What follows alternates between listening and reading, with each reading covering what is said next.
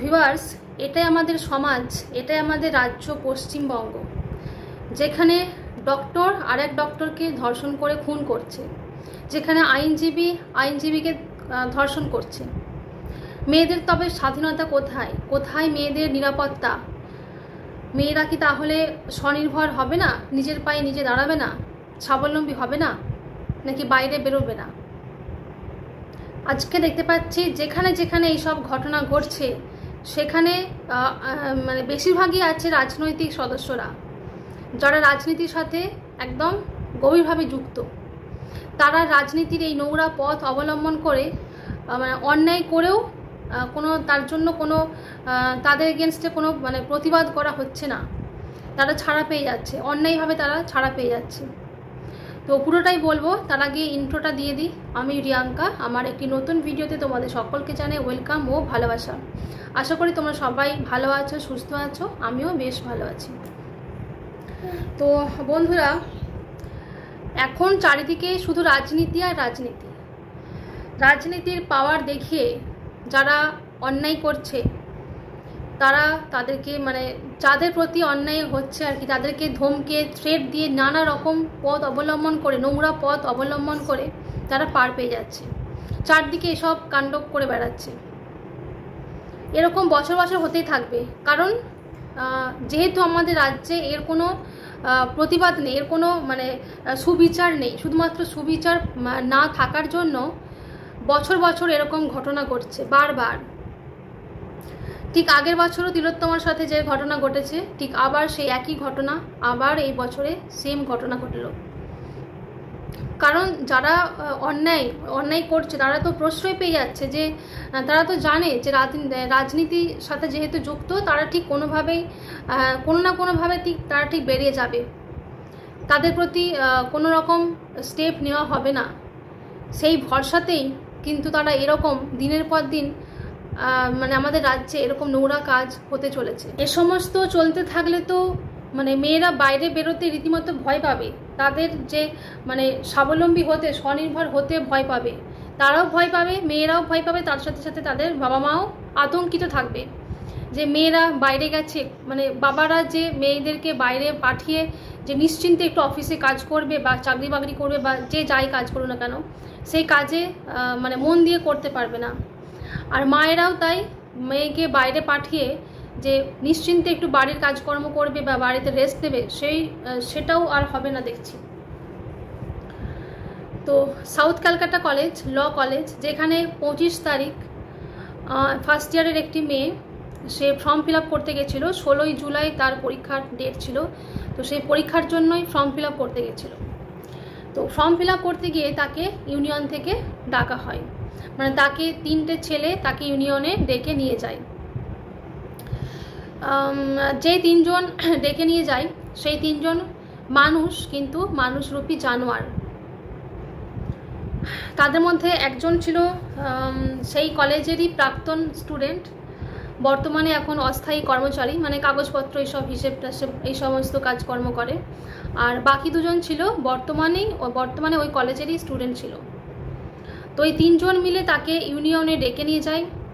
সেখানে নানা রকম তাকে প্রলোভন দেখায় যে ইউনিয়ন থেকে তাকে মানে একটা পদে নিয়োগ করা হবে, এই সমস্ত ছলে বলে তাকে ইউনিয়নে আটকে রাখা হয়, অনেকক্ষণ ধরে আটকে রাখা হয়। প্রথমে তাকে ইউনিয়নে ডেকে নিয়ে যাওয়া হয়, তারপরে তার সাথে অনেক রকম তারা মানে কথার ছলে তাকে অনেকক্ষণ বসিয়ে রাখে, যাতে মানে বাকি স্টুডেন্টরা যারা ফর্ম ফিল আপ করতে গেছিলো তাদের সব ফর্ম ফিল আপ হয়ে যাওয়ার পর, তারা চলে যাওয়ার পর যেন জায়গাটা ফাঁকা হয়ে যায়, সেই জন্য তাকে নানা রকম কথার ছলে তাকে সেখানে বসিয়ে রাখা হয়। এমনকি তাকে প্রলোভন দেখানো হয় যে তাকে ইউনিয়নে পদ পাইয়ে দেওয়া হবে, তাকে বিস্কুট নিয়ে এসে খাইয়ে দাইয়ে, মানে এরকম আর কি নানা রকম কথার ছলে, খাওয়ানোর ছলে তাকে দীর্ঘক্ষণ ওই ইউনিয়নে বসিয়ে রাখা হয়। তারপর যখন সন্ধে হয়ে আসে, যখন কলেজ প্রায় ফাঁকা হয়ে যায়, তখন তাকে ওয়াশরুমের কাছে টানতে টানতে নিয়ে যাওয়া হয়। তারপর তার সাথে জোর জবরদস্তি করা হয় সেখানে। ওই প্রাক্তন যে স্টুডেন্ট ছিল তার নাম হচ্ছে মনোজিৎ মিশ্র, সে বাকি দুজন যে ছাত্র ছিল তাদেরকে ইশারা করে ওখান থেকে বেরিয়ে যেতে বলে। যখন ইউনিয়নেই মানে যখন কলেজ ফাঁকা হয়ে যায় সন্ধেবেলা, তখন সে ওই বাকি দুজন ছাত্রকে সেখান থেকে ইশারা করে বাইরে বেরিয়ে যেতে বলে। তারপর ওই মেয়েটিকে সে টানতে টানতে ওয়াশরুমের কাছে নিয়ে যায়, সেখানে জোর জবরদস্তি করে। তারপর সেই সময়কার একটা ভিডিও ফুটেজ তোলে ওই ছেলেটি, একটা ভিডিও করে সেখানে। তারপর সেখানে ওয়াশরুম থেকে আবার টানতে টানতে তাকে কলেজের গেটের কাছে নিয়ে যাওয়া হয়। সেখানে কলেজের যে গেটম্যান থাকে, সেই গেটম্যানকে ওই প্রাক্তন যে ছাত্র ছিল সে ওই গেটম্যানকে মানে কলেজ থেকে বেরিয়ে যেতে বলে। গেটম্যান চলে যায়। তারপরে গেটম্যানের রুমে গিয়ে মেয়েটিকে প্রথমে তার উপর জোর জবরদস্তি করে, তাকে ভয় দেখানো হয়। তাকে এই বলে ভয় দেখানো হয় যে মেয়েটি যদি চিৎকার করে, কান্নাকাটি করে, তাহলে ওই যে তার ভিডিওটা তুলে রেখেছিল সেটা সে বাইরে প্রচার করে দেবে। এইভাবে মেয়েটিকে ভয় দেখানো হয় যাতে সে চিৎকার না করে, কান্নাকাটি না করে। শুধু যে ভিডিওটা ছেড়ে দেওয়ার ভয় দেখায় তা নয়, তার সাথে এরকমভাবেও তাকে থ্রেট দেয় যে সে যদি চিৎকার করে, কান্নাকাটি করে, তাহলে তার বাবা মাকে খুন করে দেওয়া হবে। তখন তার ওই ছেলেটি মেয়েটিকে বলেছিল যে আমি তোমাকে ভালোবাসি, আমি তোমাকে বিয়ে করতে চাই। তখন মেয়েটি বলেছিল যে না, আমি অন্য একজনকে ভালোবাসি। কিন্তু পরে জানা যায় যে ওই মনোজিৎ মিশ্র তারও কিন্তু একটা প্রেমিকা ছিল তারও। তার সত্ত্বেও মেয়েটিকে ওইভাবে কথা বলে আর মেয়েটিকে ভয় দেখায় যে সে যদি চিৎকার করে, কান্নাকাটি করে, তাহলে তার বাবা মাকে এবং তার প্রেমিককে ঠিক ওই সময় ওই অবস্থাতেই খুন করে দেওয়া হবে। কতটা ভয়ানক হলে মানুষ এই রকম কথা বলে, একটা কলেজের স্টুডেন্ট কতটা ভয়ানক হতে পারে। তারপর মেয়েটি যখন মানে কাঁদো কাঁদো সুরে আর কি তার পায়ে ধরে তার মানে অনুরোধ করে যাতে ছেড়ে দেওয়া হয় মেয়েটিকে, তখন সে হকি স্টিক দিয়ে তাকে মারার হুমকি দেয়। মেয়েটিকে হকি স্টিক দিয়ে মারার হুমকি দেয়। তারপর মেয়েটির ওপর সে অত্যাচার করে। তারপর সে ওখান থেকে অত্যাচার করে বেরিয়ে যাওয়ার পরে বাকি যে দুজন ছাত্র ছিল বাইরে, তাদেরকে ওখানে পাঠানো হয়। তারাও নির্যাতন করে মেয়েটির উপরে। তারপর তারা অত্যাচার করা হয়ে গেলে সেখান থেকে বেরিয়ে যাওয়ার পরে, বেরিয়ে যাওয়ার আগে তাকে তার মেয়েটির মাথায় কিন্তু হকি স্টিক দিয়ে মেরে তারপর তারা বেরোয় ওখান থেকে। তো মেয়েটি তখন মানে মরার মতনই প্রায় শুয়েছিল। ওরা হয়তো ভেবেছিল বা মৃত মানে বেঁচে নেই, হয়তো এরকমই হয়তো কিছু ভেবেছিল। দিয়ে তারা বেরিয়ে যাওয়ার পরে মেয়েটি যাই হোক বেঁচে ছিল। এটাই তার সবথেকে ভগবানের কৃপা যে মেয়েটি মরেনি, বেঁচে ছিল। তখন সে একটু মানে উঠে বসতেই সে আগে তার বাবা মাকে ফোন করে সমস্তটা জানায়। তারপর তার বাবা এসে ওখান থেকে তাকে নিয়ে যায়। তারপরে রাত্রেবেলা আবার সে তার শিক্ষক, মেয়েটির যে মানে যার কাছে শিক্ষা গ্রহণ করত, তার শিক্ষক অরিন্দম কাঞ্জিলালকে সমস্ত মানে A to Z সমস্ত ব্যাপারটা জানায়। অরিন্দম কাঞ্জিলাল একটা চ্যানেলের মাধ্যমে একদম সরাসরি একদম সমস্ত কিছু বলেছিল, মানে মেয়েটা তাকে যা যা বলেছিল সমস্ত ঘটনা একটা চ্যানেলে বলেছে। সেই অডিও ক্লিপটা শুনলে তোমরা জাস্ট মানে গা শিউরে উঠবে। সেই অডিওটা আমার কাছে নেই, যদি আমার কাছে থাকতো তাহলে আমি এই ভিডিওর সাথে অ্যাটাচ করে দিতাম। তোমরা ইতিমধ্যে হয়তো অনেকেই শুনে থাকবে সেই অডিও ক্লিপটা। এখানে মেয়েটি একটি সাহসিকতার পরিচয় দিয়েছে যে সে ভয় পেয়ে লুকিয়ে থাকেনি, বা অন্য কোনো মেয়ে হলে হয়তো মানে লজ্জায় বাইরে মুখ দেখাতে পারবে না, সেই লজ্জায় হয়তো নিজের কোনো একটা ক্ষতি করে ফেলতো। কিন্তু এক্ষেত্রে মেয়েটি সেরকম কোনো কাজ করেনি। সে অত্যন্ত সাহসিকতার সাথে সে পুলিশের কাছে অভিযোগ জানিয়েছে সেই 3টে ছেলের এগেনস্টে। আর এক রাতের মধ্যেই কিন্তু সেই ছেলে 3জন ছেলেকে ধরা গেছে। এক্ষেত্রেও পুলিশের কারসাজি। মেয়েটি যখন থানায় অভিযোগ জানাতে যায় পুলিশের কাছে, তখন পুলিশ কিন্তু সেই 3জনের নাম, পুরো নামটা ওই অভিযোগপত্রে উল্লেখ করেনি। মানে প্রথম যে লেটারগুলো সেগুলো দিয়ে সে ডায়েরি লিখেছে, অভিযোগপত্র লিখেছে যে JPM।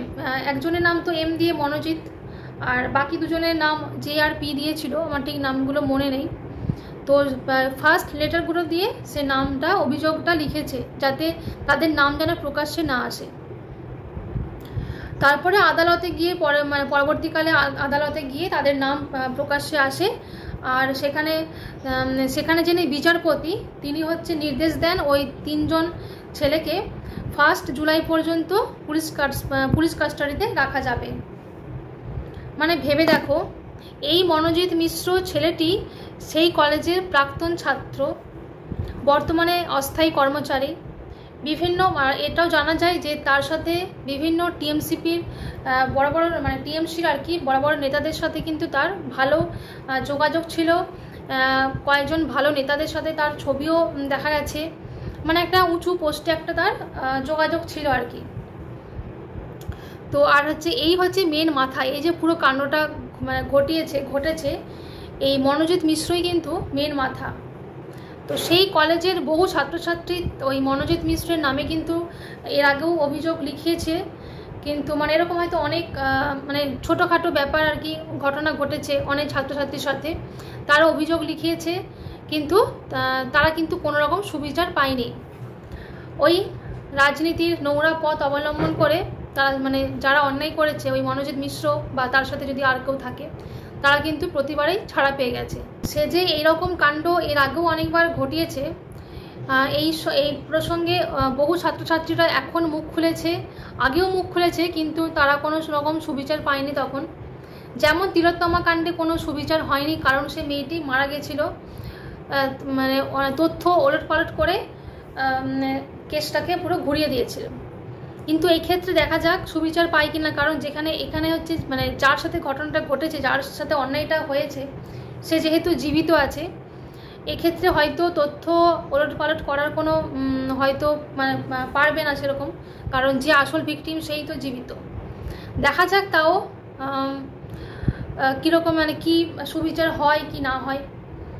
তো বাবা মায়েরা তো মানে অনেক আশা নিয়ে মেয়েদেরকে পড়াশোনা করায়, অনেক স্বপ্ন নিয়ে আশা নিয়ে মেয়েদেরকে বাইরে পাঠিয়ে পড়াশোনা করায়, তাদেরকে স্বাবলম্বী করার একটা কত স্বপ্ন থাকে। কিন্তু এই রকম হতে থাকলে যদি এরকম সুবিচার না পায়, অন্যায় যারা করে তারা যদি দিনের পর দিন এইভাবে যদি ছাড়া পেয়ে যায়, তাহলে কিন্তু বাবা মায়েরা রীতিমতো মেয়ে জন্মগ্রহণ করলেই তারা আতঙ্কে থাকবে যে মেয়ে হলো কেন। কারণ এখন সব জায়গাতেই পলিটিক্স, আর এই পলিটিক্সকে কেন্দ্র করেই অন্যায়ের কোনো প্রতিবাদ হচ্ছে না, প্রতিবাদ করলেও কোনো সুবিচার পাচ্ছে না। প্রতিবাদ তো হয়েছিল, তিলোত্তমা কাণ্ডেও অনেক প্রতিবাদ হয়েছে, সেটা তো আমরা সবাই দেখেছি। তিলোত্তমা কাণ্ডে এত প্রতিবাদ হওয়া সত্ত্বেও কি আর হয়েছে, কোনো সুবিচার তো হয়নি।